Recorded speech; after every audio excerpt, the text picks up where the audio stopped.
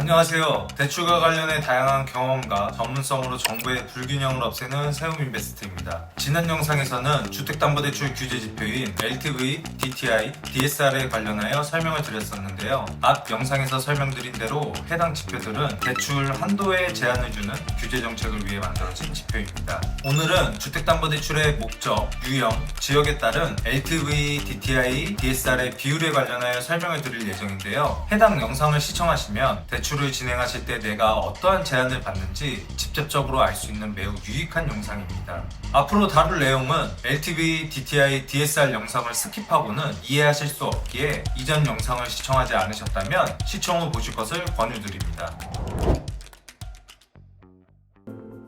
자, 그럼 공통적으로 적용되는 사항을 먼저 말씀드리겠습니다. 우리나라는 담보물이 위치한 지역이 규제 지역에 해당되는지 유무에 따라 비규제 지역 대비 강화된 규제를 받습니다.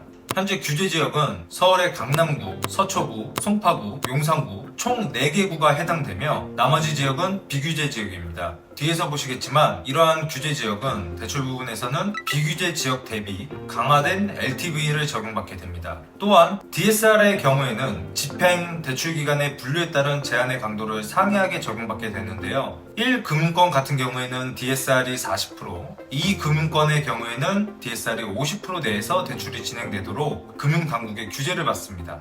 앞으로 살펴볼 모든 유형의 대출에서 DSR은 40% 또는 50% 내를 충족하셔야 합니다. 나머지 LTV, DTI 부분은 대출의 종류에 따라 규제 지표들의 수치가 상이하기 때문에 틀을 구분하고 구분된 틀 안에서 지표들을 보시면 이해하시기가 더 쉽기 때문에 구분해서 설명을 드려보겠습니다. 주택담보대출은 크게 목적, 유형, 지역을 기준으로 구분할 수 있고 나눠진 종류에 따라 상이한 비율로 규제 지표들의 제한을 받습니다.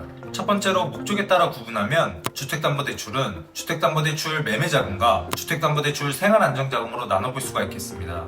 주택담보대출 매매자금은 소유권 이전과 동시 또는 소유권 이전 후 3개월 이내에 실행되는 주택담보대출을 뜻합니다. 즉, 주택 매매를 목적으로 실행되는 대출입니다.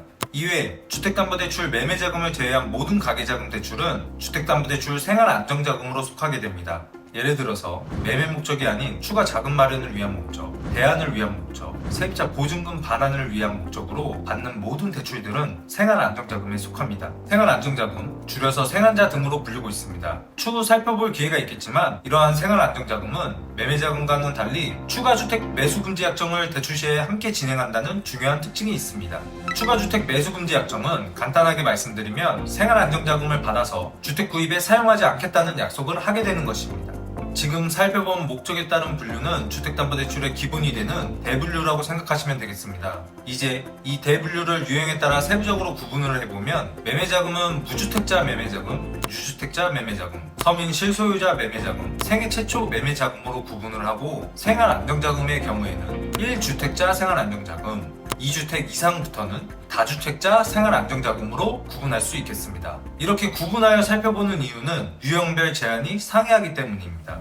먼저 매매자금 세부 유형을 하나하나 살펴보면 무주택자 매매자금 유형은 규제지역 매수 시 LTV 50%, DTI 40%의 제한을 받고 비규제지역 매수 시에는 LTV 70%, DTI 60% 제한을 받습니다. LTV, DTI, DSR만 충족한다면 매수할 주택의 가격 제한이나 신청금의 제한은 없습니다.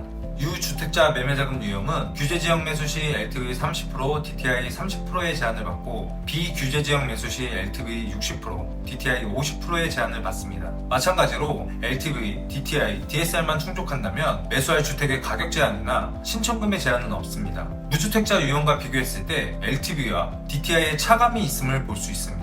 서민 실소유자 매매자금 유형은 규제, 비규제 지역 무관하게 LTV 70%, DTI 60%의 제한을 받습니다. 서민 실소유자 차주 요건은 무주택자, 세대주여야 하고 부부 합산 소득이 9천만원 이하여야 합니다. 매수할 주택 가격 또한 규제지역 9억, 비규제지역 8억의 제한을 둔다는 특징이 있습니다.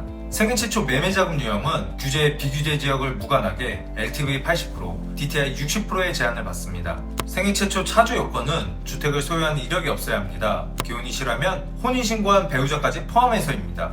매수할 주택의 가격 제한은 없지만 LTV, DTI, DSR 제한을 모두 충족하시더라도 대출 금액의 최대 한도가 6억까지라는 특징이 있습니다. 다음 가구별 주택수로 나눠졌던 생활안정자금의 세부 유형을 살펴보겠습니다. 1주택자이신 경우에는 보유주택이 규제지역이라면 LTV가 50%, DTI는 40%, 비규제지역이시라면 LTV는 70%, DTI 60%의 제한을 받습니다.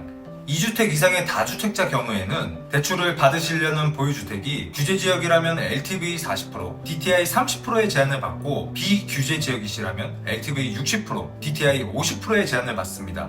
결론적으로 생활안정자금 경우에는 2주택자부터는 LTV와 DTI 지표가 마이너스 10%만큼 강화된 규제를 적용받는다고 보시면 되겠습니다. 지금까지 주택담보대출 가계자금 관련하여 각 구분에 따른 규제 지표들의 비율을 알아보았습니다. LTV, DTI, DSR이 모두 충족되는 범위 내에서 대출이 되기 때문에 세 가지 지표를 모두 비교하셔야 합니다. 물론 대출을 진행하실 때는 고객이 직접 계산하지는 않지만 부동산이라는 것은 금액의 규모가 큰 자산입니다. 큰 금액이 움직이는 부동산을 매매를 하시건 운용을 하시건 이러한 내용을 알고 있다면 조금 더 계획적이고 안전하게 접근하실 수 있지 않을까 싶어서 촬영을 해보았습니다.